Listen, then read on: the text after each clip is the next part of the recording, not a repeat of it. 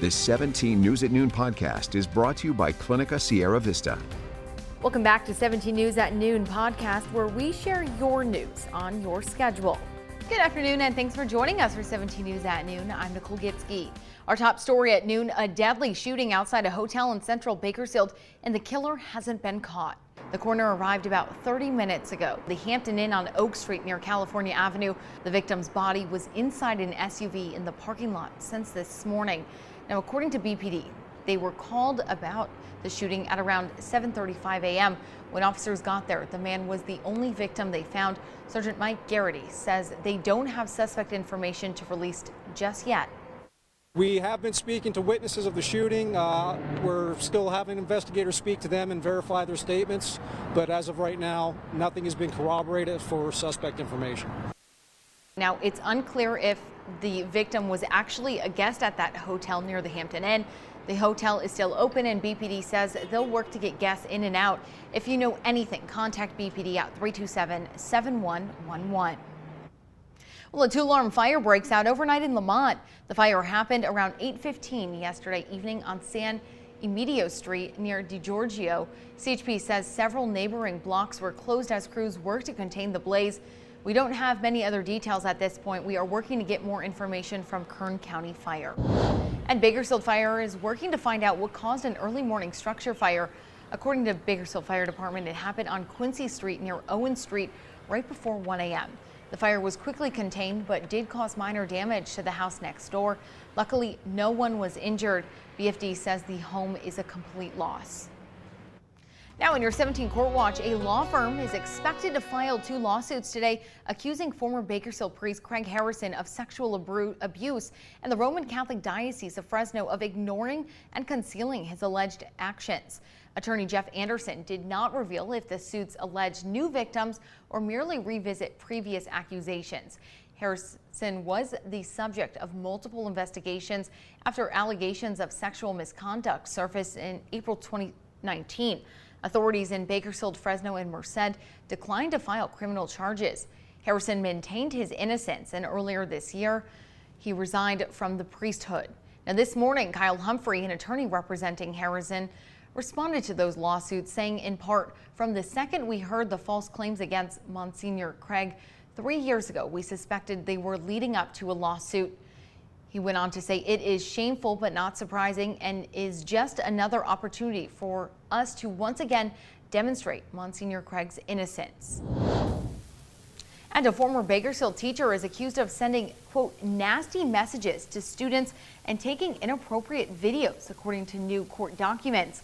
Those documents say Kyle Pruitt sent inappropriate messages to 2 former students and recorded a video of him touching himself. He is a former employee from Luis Sandrini Elementary School. He was arrested back in April in San Diego County, where he was employed at an elementary school. He is due back in court July 8th. Well, nearly 7 months after a 17 News investigation looked into why the Kern County Sheriff's Office has not been fully equipped with body cameras, yesterday supervisors took up the issue and voted to provide the SO with hundreds of additional body cameras. The motion is approved. All ayes. With that unanimous vote by supervisors yesterday, KCSO soon will receive an additional 195 body-worn cameras at a cost of just over $5 million. The new shipment means KCSO will have a total of 325 body cameras on hand, giving enough body cameras for all officers on patrol. Before yesterday's vote, body cameras were available only for patrols in the Metro, Bakersfield, and Wasco areas. Meantime, the new cameras will come with technology which automatically activates cameras anytime a taser is turned on and when a gun is removed from a holster. The cameras are expected to arrive by the end of August. Now to the latest on the coronavirus pandemic here in Kern County, and we have reached yet another grim milestone. The virus has killed 1,400 people here. Public health officials announced that 1 new death along with 64 new COVID-19 cases today. According to state data, 36 people are in the hospital with COVID-19 and 5 people are in the ICU. Well, vaccinations remain our #1 weapon against the continued spread of the virus. Ridgeview High School is doing its part and will host a COVID-19 vaccination clinic today. It's happening from 1 p.m. to 5 p.m. in the school cafeteria on Stein Road. Anyone aged 12 and up is eligible to receive a vaccine. Walk-ins are welcome. For a link to register, head to our website, kget.com. Clinica Sierra Vista is now offering rapid COVID-19 testing and COVID-19 vaccinations. Call 833-278-4584 to make your appointment. But don't delay. Clinica Sierra Vista, putting patients first.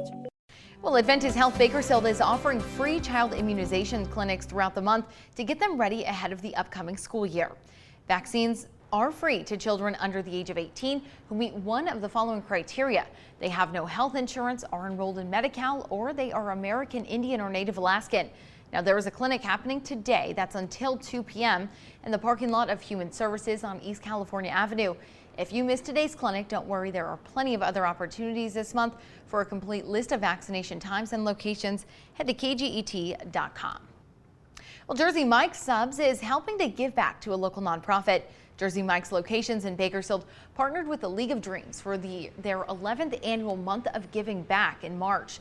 During that month, the 6 locations across town brought in nearly $47,000 for the organization. This is a Kern County record. Now, this morning, they presented the check to League of Dreams, which gives children that typically wouldn't have a chance to play sports the chance to play and be on a team. For the second time in 2 days, the troubled Fairfax School Board met to interview candidates for superintendent. But unlike Monday night, things got tense yesterday as some in the community called on the board president to resign. The privilege of addressing the board has been terminated by a 3-2 vote, and that will pass. Thank you. You should be ashamed of yourself. Is that professional attire for superintendent interviews? To wear flip-flops and basketball shorts? You should be ashamed of yourself. Community members calling on Palmer Mullen to dress more appropriately for the interviews he was about to conduct with superintendent candidates. Mullen responded by putting forward a motion to, quote, terminate the privilege of addressing the board. Before all of that happened, a few people showed up with signs demanding Mullen resign. Last week, we told you roughly 24 people gathered at a board meeting to call for Mullen's resignation. This all comes after a recent scathing grand jury report calling the board, quote, divided and dysfunctional. Some members of the community are organizing a recall campaign against Mullen, as well as trustees Jose Luis Tapia and Alma Rios over their decision to throw out a proposed censure resolution that stemmed from bullying allegations against Mullen. A regularly scheduled board meeting will be held tomorrow. Well, graduation season continued last night as several local high schools celebrated during their in-person ceremonies. Students from Highland, Frontier, Northeast, Ridgeview, Kern Valley, and those graduating from Continuation School all turned their tassels toward the future last night. Graduation ceremonies continue today and tomorrow before wrapping up on Friday. For a full list of the dates and times, head to our website, kget.com, and a big congratulations to the class of 2021. And a reminder for all those graduates, the historic Bakersfield Fox Theater is honoring the class of 2021. On Sunday, the theater's marquee will display a message of congratulations to all school grads. They're encouraging all students to come out with their cap and gown and take pictures in front of the marquee. The 17 News at Noon podcast is a production of KGET and Nexstar Media Group. For more on all of the headlines in today's show, head to kget.com.